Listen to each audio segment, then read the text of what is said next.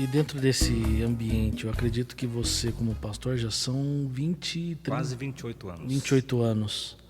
Acredito que você já deve ter experimentado diversas situações no seu ministério e diversas situações que você e sua família presenciaram na igreja local a respeito disso. E quando você vê todo esse conteúdo e relato de filhos de pastores aqui, por exemplo, o que mais te chama a atenção? E teve alguma coisa assim que te saltou aos olhos a respeito da vida de filhos de pastores? Tem vários pontos assim que são muito críticos. Uhum. Talvez um dos principais seja aquele momento em que o pai sofre algum ataque na igreja e os filhos estão presentes vendo isso. Então, é claro, se os filhos são menores, a gente tem que protegê-los dessas coisas. Sim. Então, quando logo comecei o pastorado, na verdade, o pastorado como presidente da igreja, porque eu era pastor auxiliar. Quando eu assumi a presidência da igreja, o pastor titular, eu sofri já de cara uma oposição. Uns 20 irmãos se levantaram na igreja e era comigo o negócio. E foi muitíssimo difícil, muitíssimo difícil. Acusações públicas que eu nem sabia o que estava acontecendo, mas meus filhos eram pequenos. Então, eu não tive uma consequência disso na vida deles. Mas algumas pessoas aí que escreveram, alguns filhos que escreveram o livro, viram os pais sendo injustiçados. Para você ter uma ideia, Daniel, o pastor Kleber Lima, que é aqui de Campinas, ele está na Transmundial, na Rádio Transmundial. Ele é filho de pastor, pastor Zacarias, falecido já, e ele me contou depois, um bate-papo que eu tive com ele, de lançamento do livro, que ele presenciou a mãe desmaiando na porta da igreja. Porque no momento que ela estava desmaiando, ela estava vendo uma pessoa com o dedo na cara do pastor, assim, e falando um monte de coisa, e ela não aguentou aquilo e desmaiou. E aí ele me disse assim, eu tinha 21 anos, a minha vontade era matar aquela gente. Só que depois ele se casou, se tornou pastor também, e aí um belo dia ele ouviu a voz de Deus falando com ele, dizendo assim, você precisa voltar lá naquela cidade e perdoar aqueles irmãos. Ele falou assim, eu perdoo daqui mesmo, Senhor. Não, eu quero que você volte lá. E ele foi lá na cidade e concedeu perdão para aqueles irmãos. Então ele me disse assim, hoje eu seria pastor daqueles irmãos, mas naquele tempo, com a minha maturidade, eu queria matar aquela gente. Então esse eu acho que é um dos principais problemas, né? E é por isso que a gente tem que proteger nossos filhos.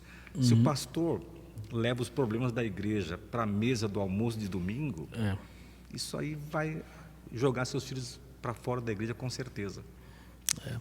O meu pastor, o pastor Noedi, ele escreveu um livro que chama Pastor, Pessoa Comum com um Chamado Incomum. E lá ele conta muitas das dores do ministério pastoral, né? E num dado momento ele fala sobre um momento da vida dele que ele achou que o ministério dele tinha acabado. A gente estava na igreja e a igreja estava em processo de divisão ali, né? E eles contam do sofrimento dele nesse processo e conta como a família sofreu junto, né? E eu lembro que ele chegou a ter um processo de pré-depressão nesse período, e eu pude ver de perto o sofrimento da família, porque a gente era muito próximo e continua muito próximo, até pela questão de parentesco. Eu lembro que os filhos chegaram para ele assim, falei, pai, aonde o senhor for, o senhor tem aqui 2 ovelhas. E minha irmã estava junto, minha irmã é casada com um dos filhos, né? E falou, não, aqui você tem mais uma ovelha. E eu lembro que a gente foi almoçar nesse dia na casa dele, né? E eu estava solteiro ainda, estava com os meus pais, e meu pai virou para ele e falou assim, onde o senhor for aqui, o senhor tem também mais 3 ovelhas. Né? Então isso para o processo de cura dele foi, e para restabelecer, foi um apoio muito importante, porque ali foi a família estando junto, né? Amor, né? Exato. Apoio, amor. E E assim, anos mais tarde, eu fui entender algumas coisas, porque quando eu me tornei presbítero e ele era o pastor, e eu fui presbítero, eu sou presbítero da igreja que ele é pastor, eu lembro que uma das coisas que ele falou numa reunião pra gente é: protejam suas famílias, não levem os problemas da igreja para sua casa. Né? Eu falei assim, tem coisas aqui que seus filhos não precisam saber, sua esposa não precisam saber, então protejam a sua família. No começo eu não entendi. Com o passar dos anos a gente vai entendendo. Não é uma coisa fácil, mas a gente precisa cuidar disso. E é um cuidado que a gente vai aprendendo. Porque imagine um problemão com algum relacionamento na igreja e você despeja isso na mesa de domingo com seus filhos, crianças, que não têm a menor maturidade para lidar com isso. E eu aprendi que igreja a gente lidar com gente. Lidar com gente, você lidar com problema.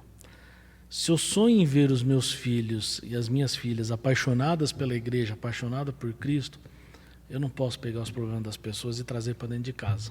Exatamente. Né? Porque senão ela vai olhar para a igreja e vai: peraí, meu pai, você reclama tanto da igreja, né? Como é que você quer que eu fique aqui? Né? Então, assim, anos mais tarde eu fui entender algo que o próprio pastor me disse quando eu assumi o presbiterato. Né? Mas sabe uma coisa, Daniel, ainda sobre isso, que eu acho que vai um pouquinho além até. Isso aí é essencial.